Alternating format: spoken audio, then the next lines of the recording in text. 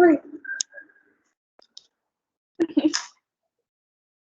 Okay, let's start. अस्सलाम वालेकुम sir.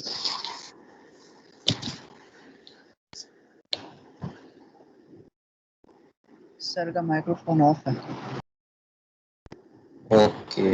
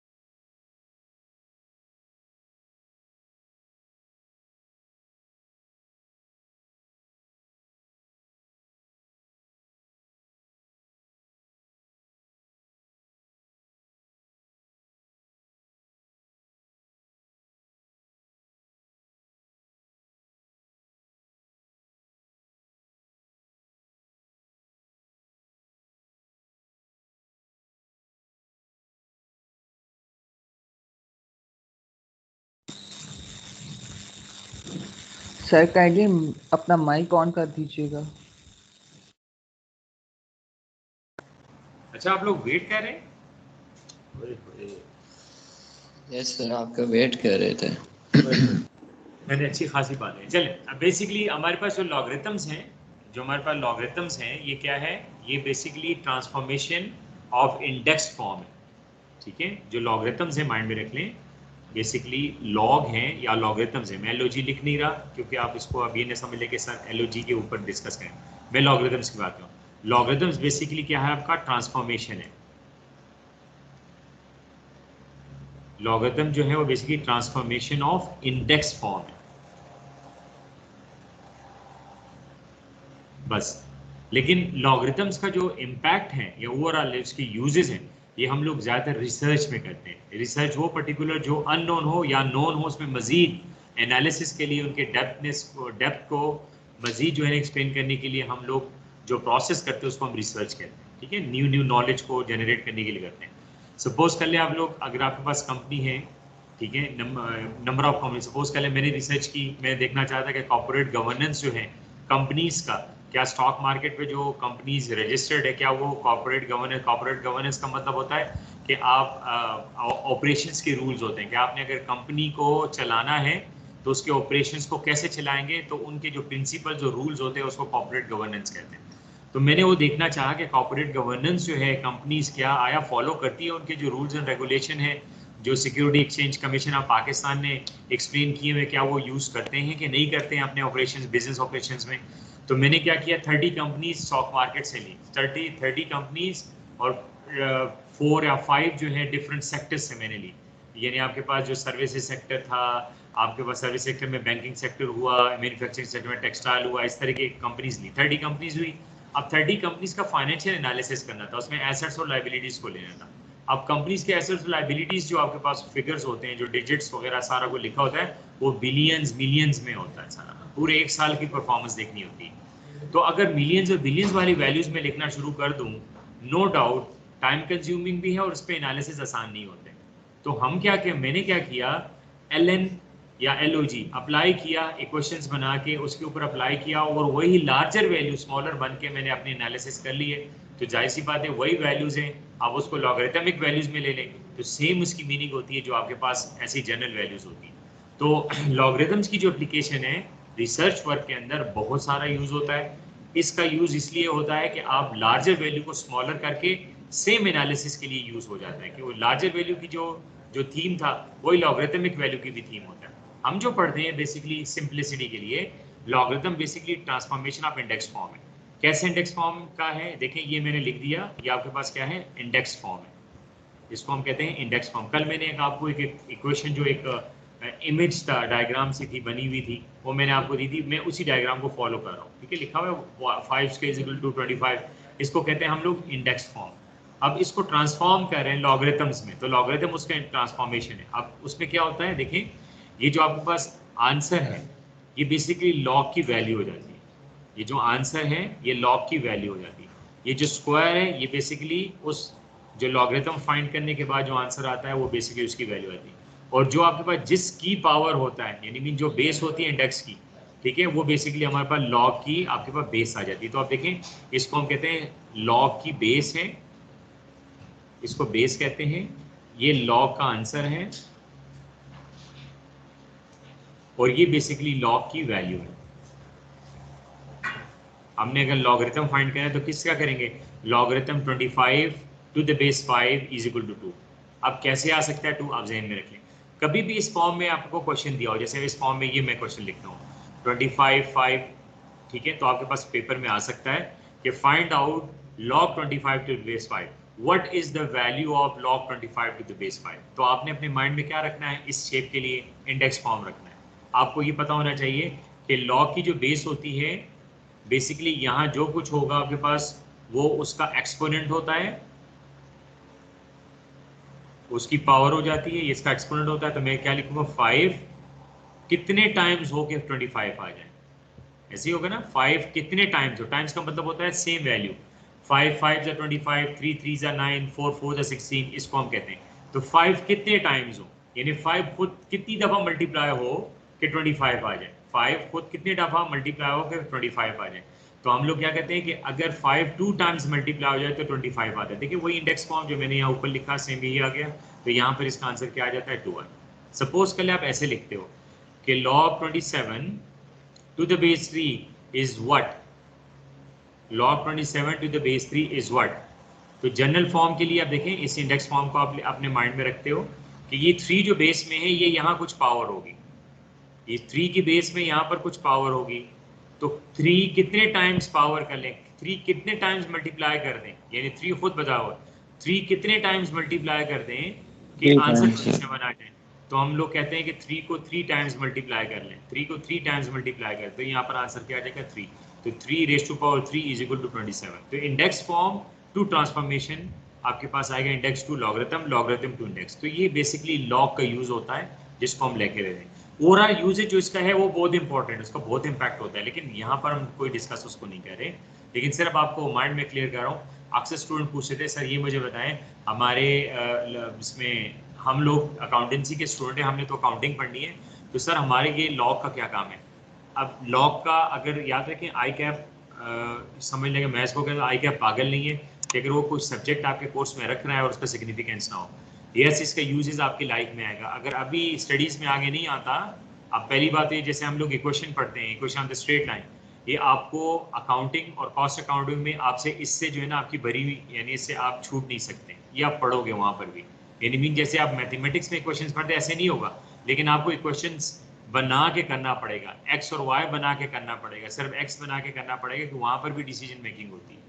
ठीक है, लॉगरिथम्स आप यूज करते हो तो यस वहाँ पर यूज नहीं हुआ, लेकिन कुछ कॉस्ट अकाउंटिंग के अंदर कुछ टॉपिक्स होते हैं जो लॉगरिथमिक फॉर्म के अंदर आते हैं, तो फिर आप उसको यूज करते हो, कुछ लॉज या कुछ ऐसे हमारे पास जो है थियरीज होती है जिसको आप यूज करते हो। ओवरऑल जैसे हम लोग अभी पढ़ते हैं इस तरीके से जो है ना इसकी स्टडी आगे जाके आपके पूरे एजुकेशन के अंदर नहीं आएगी, लेकिन कहीं आप उसको यूज करोगे तो उसकी ये यूजेस होता है कि जिसको हम लेके चल रहे होते हैं। तो ये सिंपल फॉर्म है। अब एक कैलकुलेटर है, जैसे मैंने आपको एक नाम लिख के दिया होता है कैलकुलेटर का, उसके अंदर इसकी डायरेक्ट फंक्शन है, ये जैसे मैंने ये लिखा हुआ ना कि log 27/3 इसका फंक्शन है, तो उसमें जो भी आप पुट कर दें उसमें दोनों वैल्यूज हैं, बेस के लिए बॉक्स बना हुआ है, log के साथ उसकी वैल्यू के लिए बॉक्स बना हुआ है, तो जब आप उसमें वो वैल्यू पुट करके इज इक्वल टू करेंगे तो जो भी उसका पॉसिबल आंसर होगा वो आपके सामने आ जाएगा और वही आपके पेपर में आंसर होता है। इसका मतलब हमने कैलकुलेटर के थ्रू उसको करना होता है। हम लोग बेसिक भी कर सकते हैं, जैसे आप सॉल्व करते हैं, सपोज कर लें इसी तरह सॉल्व करते हैं, ए log 27 ठीक है to the base 3 is equal to what, तो व्हाट में हम लोग क्या करते हैं एक्स पुट कर लेते हैं। तो आप इंडेक्स फॉर्म को जहन में रखते हैं, हमें पता है कि बेस की पावर क्या हो जाएगी, एक्स हो जाएगी, और इक्वल किसके होगा ये 27 के, ये आपके सामने 5 स्क्वायर इज इक्वल टू 27 कर दिया।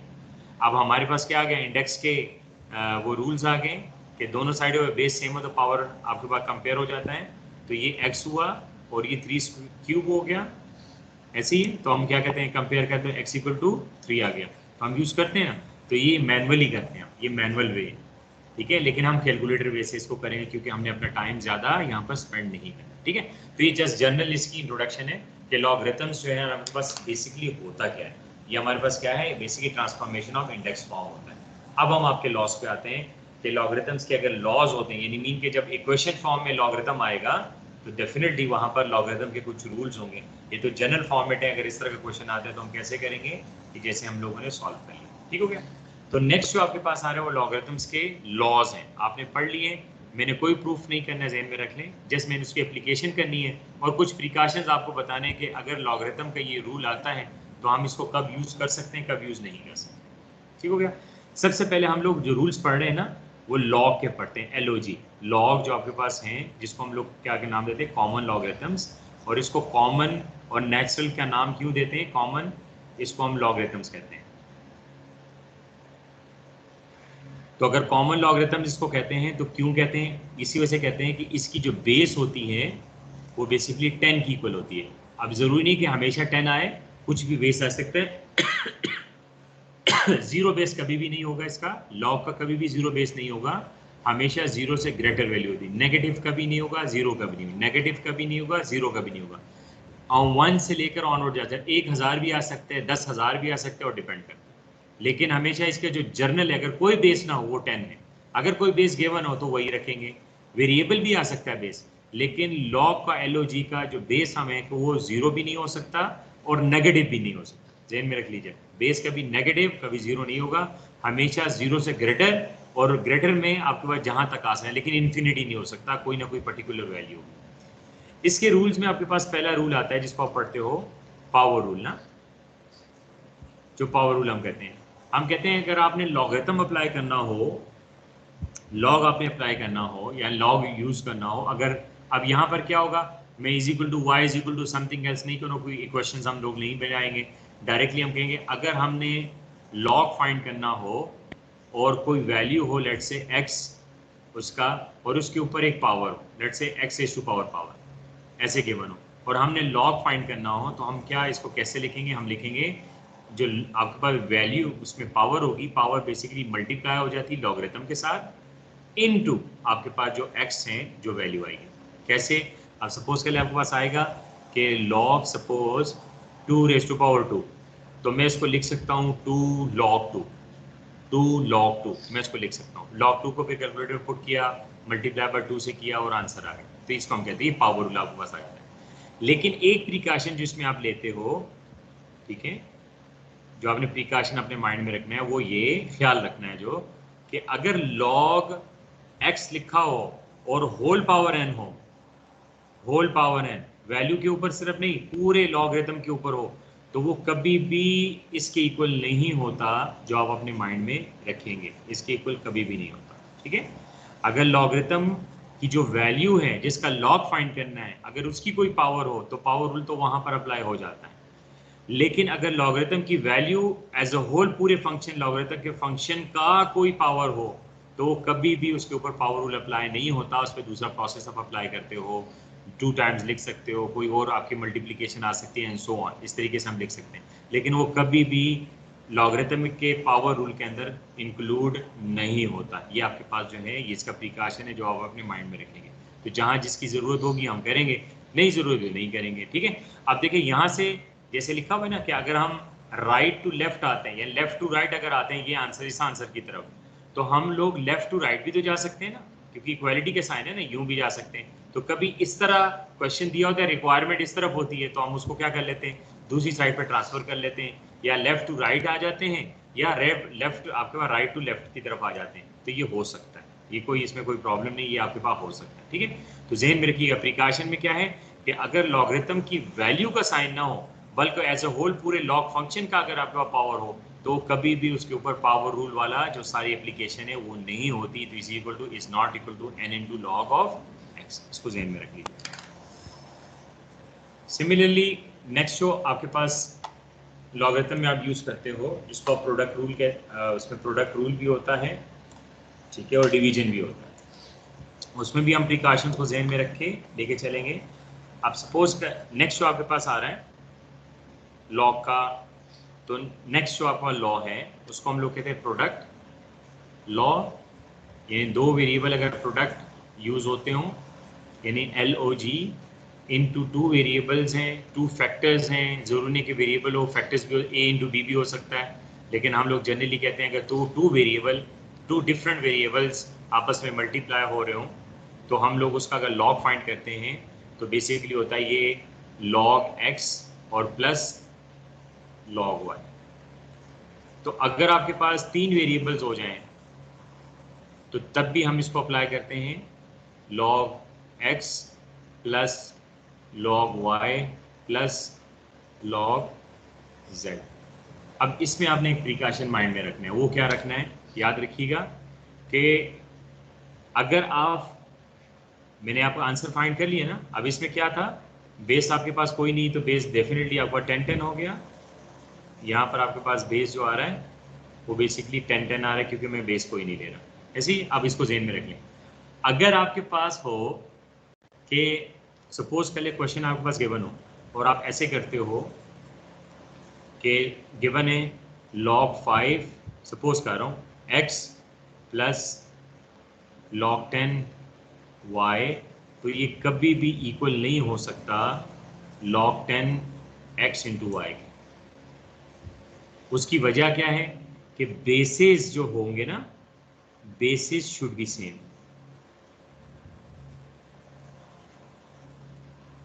ज़हन में रख लिया। अगर आप देखें, अगर मैं इससे ये जैसे मैंने ये आपके राइट साइड पे वैल्यू लिख दी, अगर राइट साइड की जो वैल्यू आपके पास आ रही है, अगर मैं मूव करूं इस साइड पे वैल्यू पे, ये जो सारी की सारी वैल्यू गिवन है, ये जो मेरे पास है सारा, अगर मैं लेफ्ट टू राइट आता हूं, ये मैं इसकी बात करूं, अगर मैं फ्रॉम लेफ्ट टू राइट आता हूं तो मेरे पास जो बेस होगी वो दोनों के साथ आ जाएगी।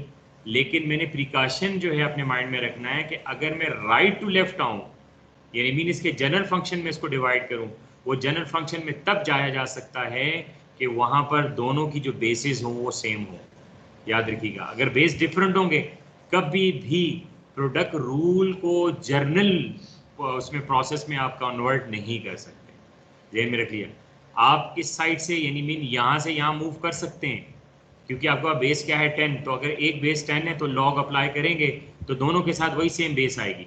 लेकिन अगर आप यहाँ से इस तरफ मूव करते हो, क्योंकि हमें ज़रूरत होती है, अगर इस राइट हैंड साइड से आप लेफ्ट हैंड साइड पे मूव करते हो तो आपने प्रिकॉशन माइंड में रखना है कि अगर राइट हैंड साइड के ऊपर जो आपके पास दो एक्स और वाई के प्लस के साथ लॉगरिथम्स हैं, उनकी बेस का सेम होना ज़रूरी है, तब जाके वो अपने जनरल फॉर्म के अंदर ट्रांसफ़र हो सकता है। तो ये मैंने आपने अपने माइंड में रखना है कि कभी अगर बेस दो डिफरेंट हो तो कभी इसको ऐसे ना समझ लेना कि ये आपके पास क्या हो, इसको डायरेक्टली हम 10 के साथ इसको लिख लेते हैं क्योंकि सर ने 10 के साथ लिखवाया था।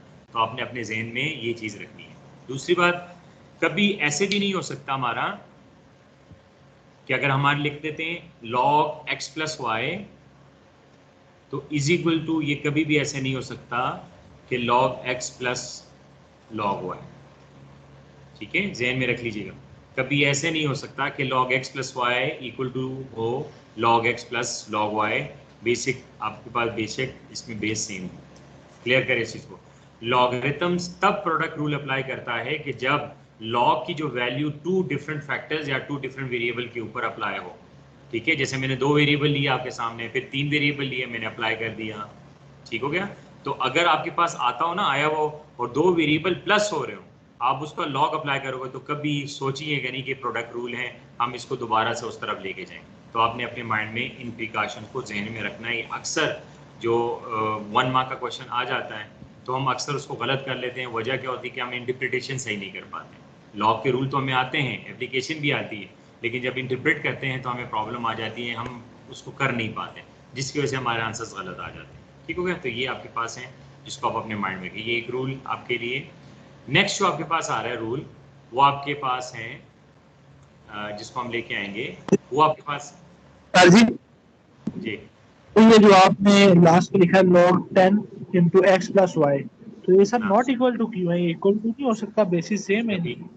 अभी मैंने आपको बताया लॉग का जो प्रिंसिपल है, लॉ है, वो कब यूज होगा कि लॉगरिथम के वैल्यूज दो प्रोडक्ट में हो, मल्टीप्लिकेशन में हो, तब उसके ऊपर ये रूल अप्लाई होता है। अगर वो ऑलरेडी दोनों प्लस में हैं तो ये रूल ही नहीं है, तो कैसे अप्लाई करूं? ऐसे ही है। जी सर, ठीक।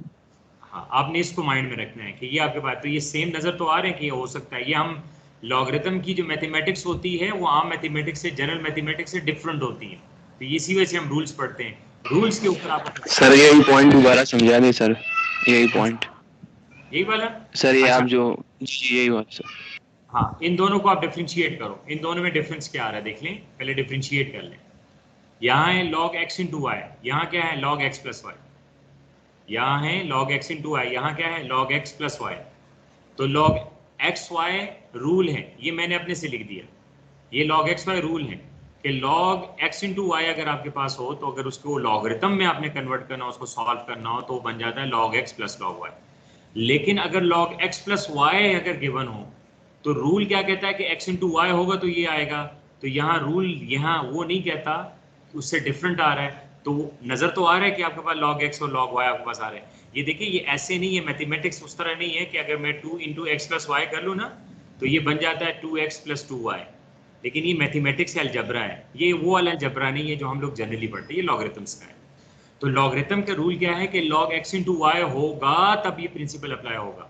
लेकिन अगर log x प्लस वाई हो तो वो कभी भी इक्वल नहीं हो सकता। जैसे रूल के अंदर है कि log x plus log y हो, log x plus log y के लिए log x इंटू वाई का होना जरूरी है। लेकिन यहाँ पर क्या है log x प्लस वाई, तो डेफिनेटली वो इक्वल नहीं हो सकता क्योंकि उसके अपोज जा रहा है। ठीक है सर। जी सर अगर सिर्फ हमारे पास राइट साइड हो, जो आपने ये सेकंड वाला फार्मूला लिखा है log 10x plus log 10y, तो हम इसमें से log कॉमन नहीं ले सकते? इसमें से सिर्फ राइट साइड हमारे पास हो, सेकंड फार्मूला जो आपने लिखा है log x plus log y। ये एंड पे के फर्स्ट स्टेप में, जी। एंड वाले स्टेप हाँ जी जी। हाँ, यहाँ से मुझे बताएं कैसे कॉमन लॉग आएगा, ये थोड़ा सा बता दें कैसे ले सकता हूँ, बताएं। कोई कॉमन बन रहा है, एक की इन एक्स दोनों वैल्यू है और दूसरे की वाई है, तो कैसे कॉमन हो सकता है? लॉग सिर्फ कॉमन ले लें, x प्लस वाई आ जाए। देखें, अगर LOG सिर्फ LOG लिखूं तो क्या मतलब है इसका? लॉगरिथम है ना, तो कोई मैथमेटिकल है ये फॉर्म जब तक इसके साथ कोई वैल्यू ना हो।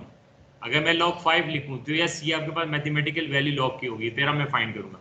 अगर सिर्फ LOG कह दूं यानी log कह दूं तो log क्या है?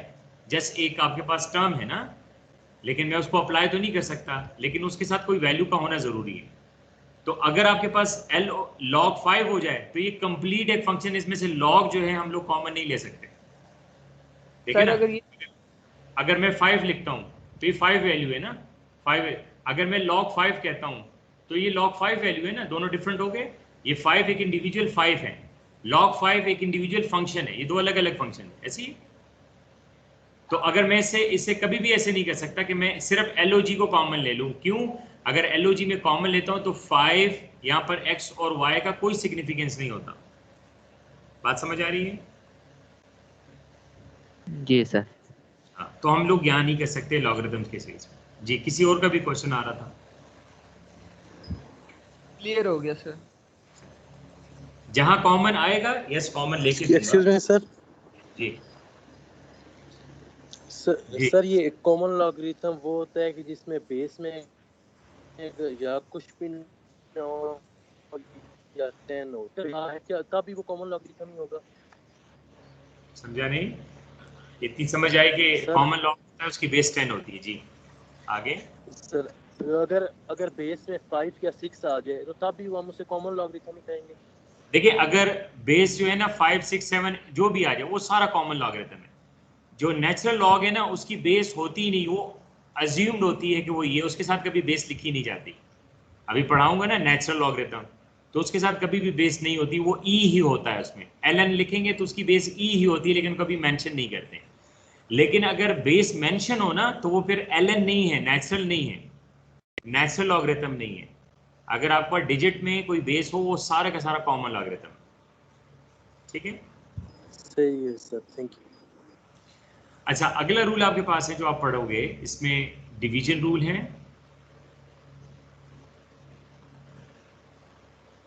तो डिवीजन रूल में हम क्या कहते हैं? हम कहते हैं कि अगर लॉग में कोई दो फैक्टर्स या दो फंक्शन डिवाइड हो रहे हो लॉग की वैल्यू, तो अगर हम उसके ऊपर लॉगरिथम अप्लाई करते हैं तो वो हो जाएगा log x minus log y। अब सेम वहीं पर भी वही है कि आपके पास बेस जो है, अगर आप from right to left move करते हो, यानी यहाँ से आप यहाँ पर मूव कर, कभी ज़रूरत हमें पड़ती है ना उस लेके आने के लिए, तो अगर फ्रॉम राइट टू लेफ्ट अगर आप मूव करते हो तो राइट साइड पे दोनों का बेस सेम होना ज़रूरी है यहाँ पर जनरल फॉर्म में लाने के लिए। जनरल फॉर्म से इक्वेशन के फॉर्म में तो जो भी आपके पास बेस होगा वो तो दोनों के साथ आ जाता है ना, लेकिन अगर हम राइट से लेफ्ट की तरफ आए तो उनका दोनों का बेस का सेम होना ज़रूरी है, ये आपके पास है। अब यहाँ पर एक और वैल्यू लिख लेते हैं कि log x divided by log y, ये कभी भी इक्वल नहीं होता log x minus log y, ठीक है? प्रिकॉशन को ध्यान में रख लीजिए। ठीक, रूल क्या कहता है कि log की वैल्यू फ्रैक्शन में हो। रूल ये नहीं कहता कि दो log फ्रैक्शन में हो, ऐसे ही log की वैल्यू जो है वो फ्रैक्शन में हो। वो ये नहीं कहता कि log दो फ्रैक्शंस में हो, ठीक है? इसको ध्यान में रख लीजिएगा। तो ये हमें सिमिलैरिटी में नजर आते हैं और इसकी वजह से हम लोग मिस्टेक कर जाते हैं और हमारे लिए प्रॉब्लम हो जाती है, ठीक है? क्लियर हो जाएगा? ये प्रिकॉशंस हैं जिसको आप लोग अपने माइंड में साथ साथ रखें। ये ऑब्जेक्टिव्स है बेसिकली कि जो एग्जाम में आपके आ चुके हैं, तो स्टूडेंट ने मुझे बताए हुए, तो मैं उसको एज ए प्रिकॉशंस लिख लेता हूँ, ठीक है?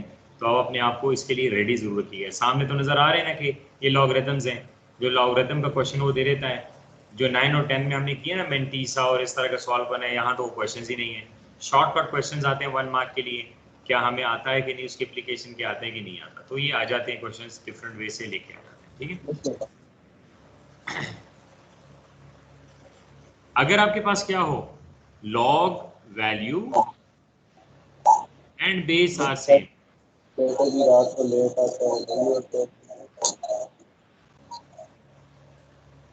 आप मुझसे बात कर रहे हैं कि वैसे आप बात कर रहे हो? जी, मुझसे क्वेश्चन कर रहा है कोई?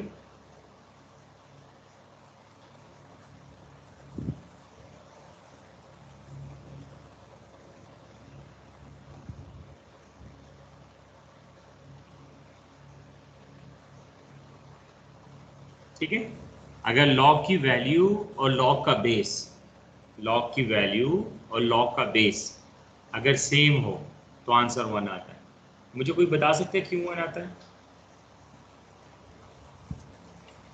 सर 5 पावर 1 ही 5 होगा सर इसलिए। बिल्कुल वही जो मैंने अभी इंडेक्स फॉर्म किया, 10 रेज़ टू पावर 1 तो 10 ही आता है ना, तो आंसर क्या आएगा? 1 आएगा। तो आपने ज़हन में रखना है कि अगर लॉग की वैल्यू और लॉग का बेस अगर सेम हो तो आंसर क्या आता है? 1 आता है। तो कभी आप क्वेश्चन सॉल्व कर रहे हो ना, तो आपके पास आ जाए तो बेसिकली 1 की इक्वल हो जाए तो हम उसको 1 ही कंसिडर करते हैं। ध्यान में रख लीजिए, ये आपके पास एक यहाँ पर यूज आ गया। सर ये 1 क्यों आता है सर, दोबारा समझा दो। दोबारा से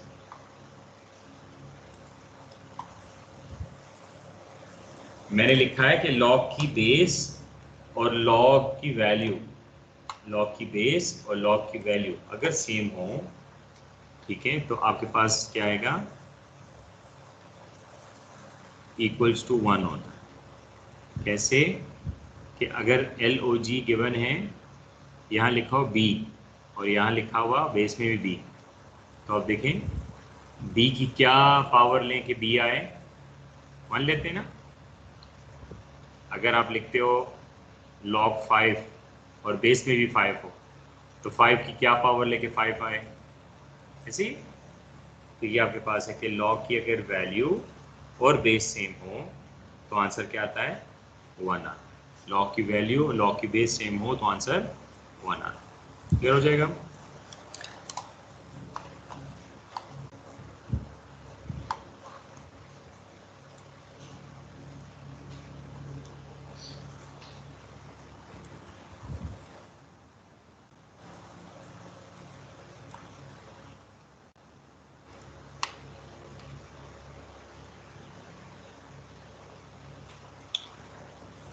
चलिए जी, एक और हम पढ़ते हैं जिसको हम रेसिप्रोकल कहते हैं।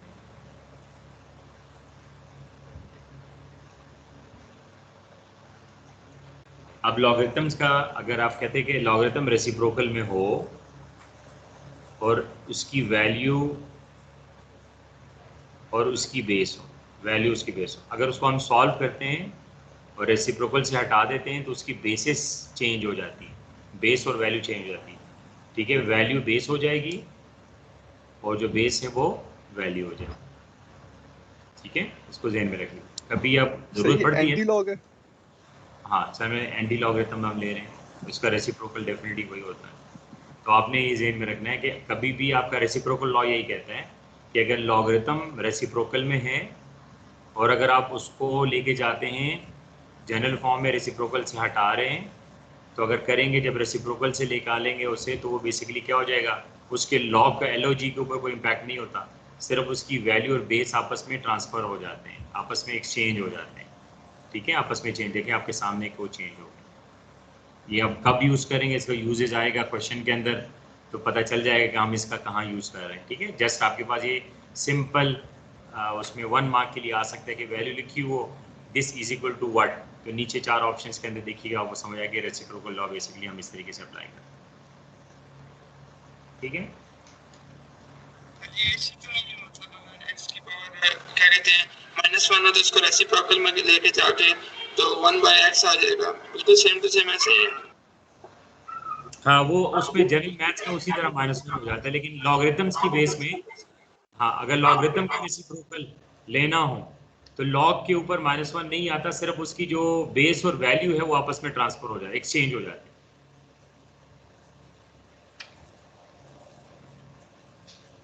सही है, चलो आगे। जी सर। जी सर। ये कोई क्वेश्चन कर रहा है लेकिन उसकी जो है ना वो माइक का प्रॉब्लम आ रहा है।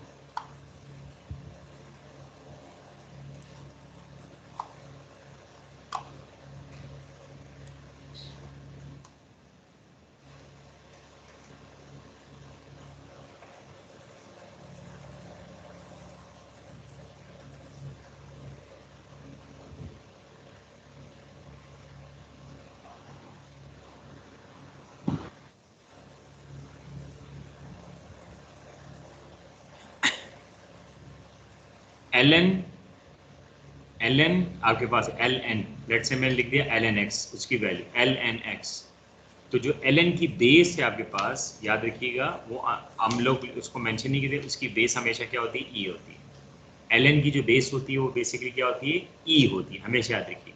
जो इसको e को क्या कहते हैं, यूलर टर्म भी कहते हैं इसे, a = EULER, यूलर टर्म भी कहते हैं, और e को नेपियर टर्म भी कहते हैं। अगर बुक पढ़ी हो तो उसमें नाम आ जाएंगे।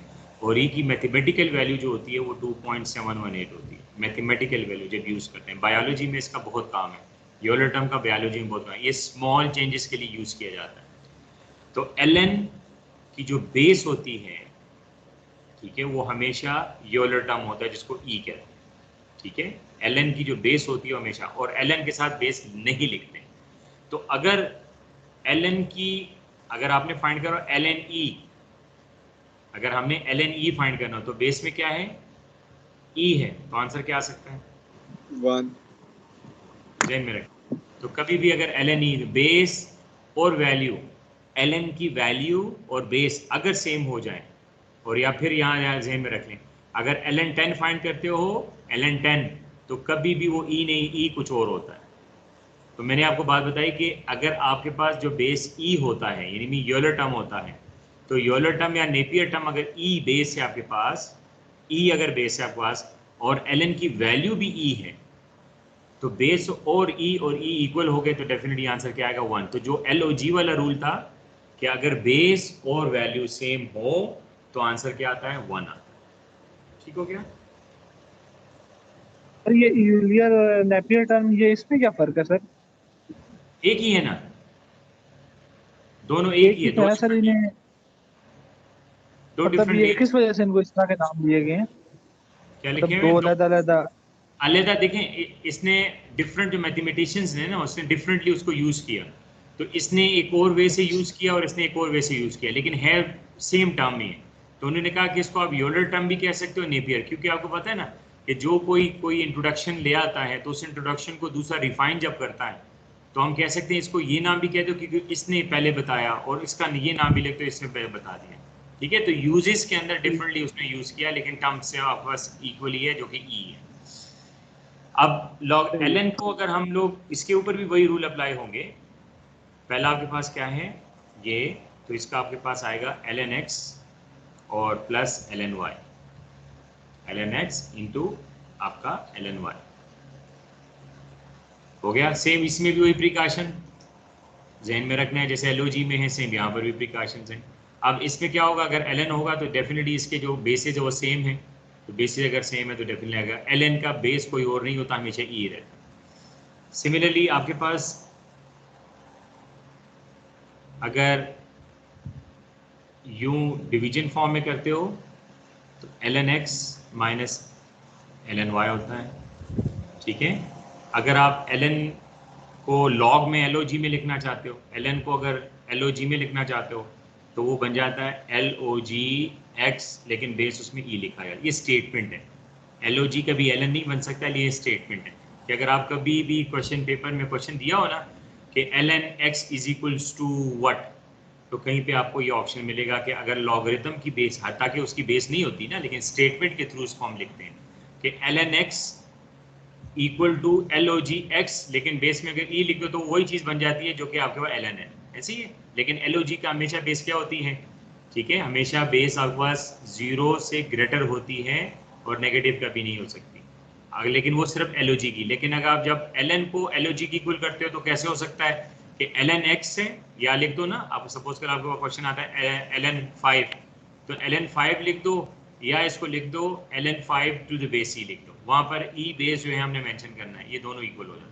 तो कभी अगर स्टेटमेंट के थ्रू क्वेश्चन आ जाए कि क्या ln जो है वो LOG की इक्वल हो सकता है, तो LOG की इक्वल तब हो सकता है जब LOG के साथ जो बेस हो वहाँ पास क्या आ जाए, वो ln आ जाए, तो तब हम उसको इसके इक्वल कर सकते हैं। दोबारा समझाते हैं।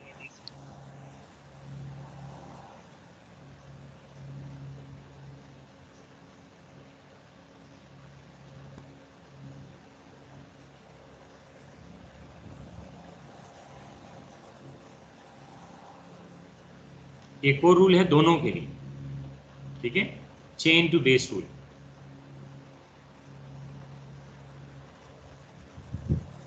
जब इसका यूज आएगा तो आपको पता चलेगा इसके यूजेस के अंदर इसका क्या हम लोग लेते हैं, लेकिन अभी सिर्फ जनरली जैसे लिखा हुआ उसका पढ़ रहे हैं। चेन टू बेस रूल में आपके पास ये होता है कि अगर लॉगरिथम कभी रिक्वायर्ड हो उसके ऊपर अप्लाई करना, डायरेक्ट नहीं कहते लेकिन कभी रिक्वायर्ड हो, ये जो मैं रूल लिखता हूँ ना ये रिक्वायरमेंट पे बेस करती है, जब रिक्वायर्ड होगा तब अप्लाई करते हैं, खुद ऐसे नहीं कि हम जनरली अप्लाई करना शुरू करते हैं। तो कहते हैं कि अगर आपके पास क्या हो, लॉगरिथम की बेस और वैल्यू आपके पास गिवन हो और हमने change to the base rule apply करना हो LOG के ऊपर, तो हम उसको कैसे लिखते हैं, हम लिखते हैं कि बेसिकली आपके पास ये जो बेस और ये लॉगरिथम्स के फ्रैक्शन में दोनों की वैल्यू हो जाती है।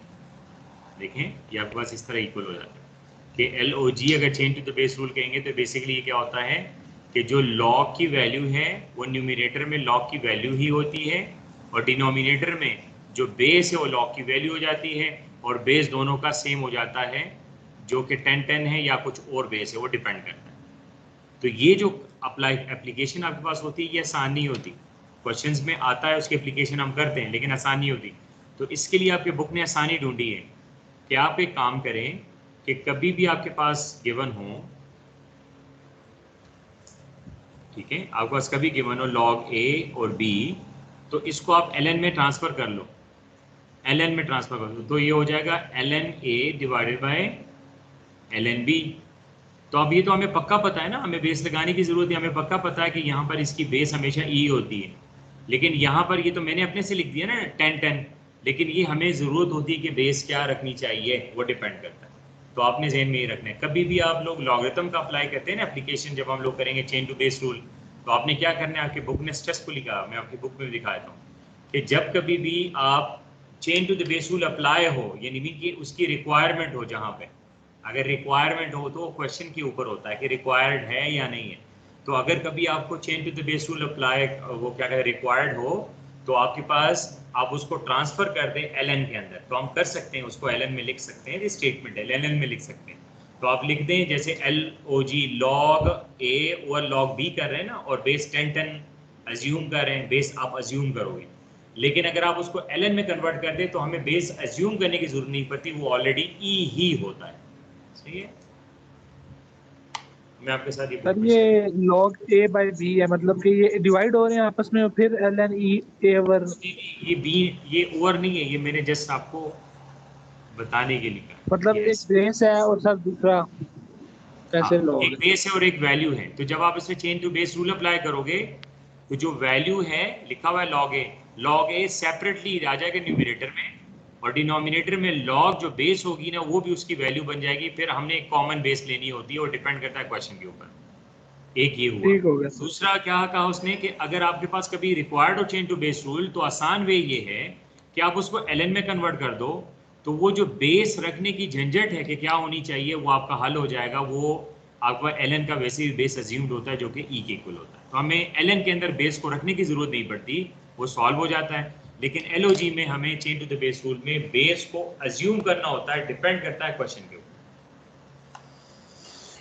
सर जो LOG की बेस होती है वो ln की न्यूमरेटर में होती है डिनोमिनेटर में? क्या सर जो LOG की बेस होती है वो ln के न्यूमरेटर में आएगी या डिनोमिनेटर में? हाँ, वो बेस हमेशा डिनोमिनेटर में आएगा। सपोज कर ले ऐसे लिखा हो log 10 और 5 लिखा हो, और मैंने chain to the base rule apply करना हो, चेन और बेस रूल मैंने अप्लाई करना, तो मैं इसको कैसे लिखूंगा? पहली बात, पहले स्टेप में LOG 10 अगर मैं LOG में लिखना चाहता हूं तो लिखूंगा LOG 10 डिवाइडेड बाय LOG 5। लेकिन अगर इसको मैं ln में लिखना चाहूं तो लिखूंगा ln 10 डिवाइडेड बाय ln 5। ठीक है सर, कॉमन लॉग और नेचुरल लॉग में सिर्फ बेस का फर्क है? बेस का फर्क।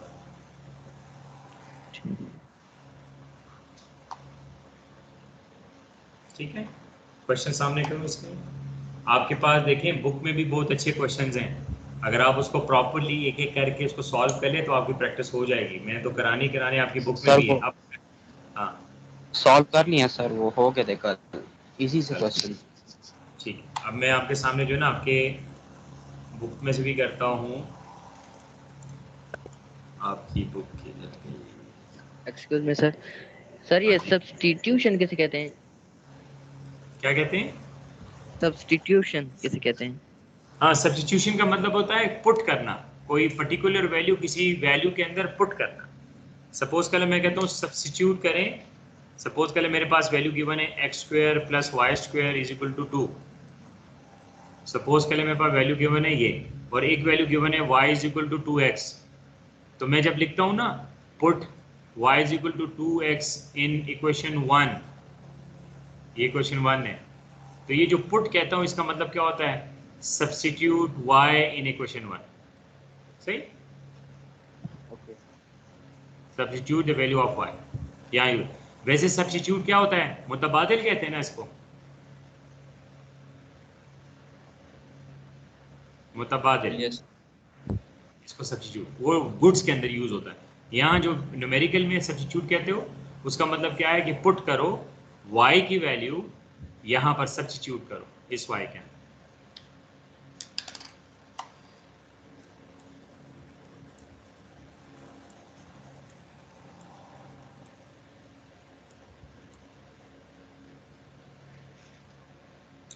ये देखें, अब मैं आपको यहाँ पर ना अंडरलाइन करके देता हूँ, ये आपने इसके ऊपर ट्राई करनी है। मैंने जाहिर सी बात हमने अब इसी चैप्टर पे आना है।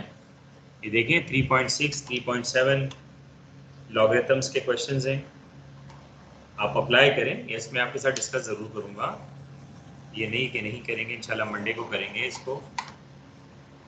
देख रहे हैं आप, ये आपके सारे क्वेश्चंस हैं, ये आप इसको अंडरलाइन कर लें। 3.6, 3.7, 3.8 ऑनवर्ड चलूँ तो आपके पास लॉगरिथम्स के आ जाएंगे। ये देखें एलन का क्वेश्चन भी आ गया,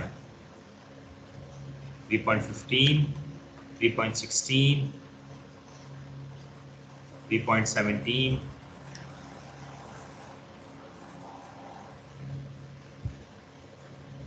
ठीक है, 18 आ गया।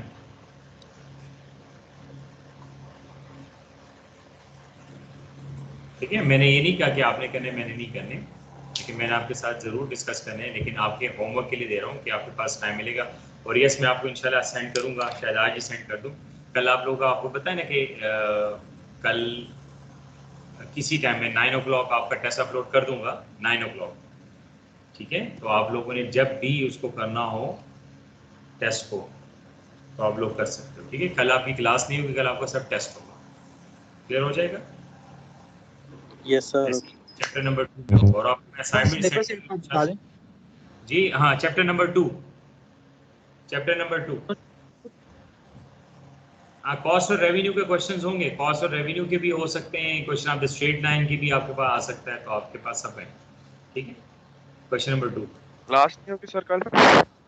जी, क्लास नहीं होगी सर कल? समझा नहीं, आपकी आवाज़ नहीं आ रही थी। सर मैं पूछ रहा हूँ कल क्लास नहीं होगी, आप क्लास नहीं लेंगे कल? नहीं, कल क्लास, कल आपका टेस्ट होगा, यानी क्लास के टाइमिंग में बेसिकली आपका टेस्ट होता है, लेकिन मैं अपलोड कर दूँगा 9 o'clock, जब मर्जी कर लें। Okay sir. ठीक है, और असाइनमेंट भी इंशाल्लाह सेंड, 2 करूँगा, 2 सेंड। एक सिर्फ कॉस्ट और रेवेन्यू की होगी, कॉस्ट और रेवेन्यू फंक्शन की है ना, वो उसकी होगी अलहदा से। और equation of the straight line के, जो equation of the straight line के कैलकुलेशंस हैं, उसके लिए अलहदा से आपके पास होगी। तो जब आप असाइनमेंट करेंगे तो उसमें कोई क्वेश्चन ना हो तो आप डायरेक्टली ये ना कहते हैं ये तो हमने कराया नहीं सर ने, ये वाला टॉपिक तो हमने किया नहीं सर ने, ये कराया नहीं। तो हमेशा यही होता है, जितना भी मैं करा दूँ मैंने फिर भी कुछ नहीं कराया होता, इसको जहन में रखें। तो जो वो क्वेश्चन नहीं हुए तो उस पर कन्फ्यूज नहीं होते, उसको सर्कल किया जाता है, साइड पे किया जाता है, लेकिन क्वेश्चन, और याद रखें हमेशा ऐसे भी नहीं होते जो मैंने करके मेथड मैंने कर दिया होगा लेकिन क्वेश्चन मैंने सॉल्व नहीं किया होगा। अच्छा, जो असाइनमेंट 1 होगी ना, उसमें कुछ सर्कल्स लगे होंगे, तो आपने ये नहीं कहना कि सर ये तो सॉल्व है, आपने तो नहीं सॉल्व किया ना, वो किसी ने सॉल्व किया है, तो वो आपके उसमें कुछ आंसर गलत भी हैं, तो वो आपके रेफरेंस के लिए आंसर दिए हैं कि जब आप उसको सॉल्व करें कि आपका आंसर मैच कर रहा है कि नहीं कर रहा। कुछ आंसर अगर आप मेथड यूज करते हो, सॉल्व करते हो, तो कुछ आंसर उसमें गलत भी लिखे हुए, मार्क किए हुए, यानी मीन MCQs है ना, तो MCQs में किए हुए, तो वो मेरे पास उस टाइम नहीं था, तो मैंने स्टूडेंट से लिया जो मैंने स्टूडेंट को दिया था तो उन्होंने उसको ऊपर सॉल्व किया था, क्लास टेस्ट था एक, ठीक है। तो कुछ क्वेश्चन उसमें गलत भी हैं, तो आपने इस तरह नहीं कहना कि सर ये तो सॉल्व है, वो किसी ने किए, आपने तो नहीं किए ना। तो आपने नोटबुक पे चैप्टर नंबर लिख के असाइनमेंट 1 लिखना, असाइनमेंट 1 या 2 लिख के फिर आपने क्या करना है, उसको सॉल्व करना है 1 बाय 1। जो क्वेश्चन आपके लिए इजी हो तो उसका रेफरेंस जो है ना वहाँ पर लिख देना है कि इस क्वेश्चन में ये करना है, लेकिन सॉल्व करना है, सॉल्व करके उसका आंसर लेना है। ये हमारी प्रैक्टिस है, टेस्ट में नहीं ले रहा, प्रैक्टिस है। तो आप लोग अपने सर ये व्हाट्सएप पे सर आप सेंड करेंगे? जी व्हाट्सएप पे मैं, हाँ व्हाट्सएप पे मैं सेंड करूंगा, पीडीएफ फाइल होगी, उसको आप डाउनलोड करके कर लीजिए, ठीक है। नोटबुक पे आपने नोट करना है, फिर मैं चेक करूंगा उसको। और सर टेस्ट जो होगा वो उसी तरह स्कैन वाली वेबसाइट पे जाके करना होगा? हाँ वही पोर्टल के ऊपर, आपके स्कैन पोर्टल पे ही टेस्ट होगा, और स्कैन पोर्टल के ऊपर जी ठीक है सर, थैंक यू। और स्कैन पोर्टल के ऊपर जब सर आप वैसे जी ठीक है सर, आप कंटिन्यू करें, वो मैं आफ्टर में स्कैन पोर्टल पे जब आप टेस्ट दे रहे होंगे ना, टेस्ट जब दे रहे होंगे तो मैंने आपको कल सारी चीजें बता दी, सारा रिपीट करने की तो आप पूरा सही तरीके से कि अगर आपके पास उसमें कम आ रही है तो 4 बजे से पहले हो सकता है सारा।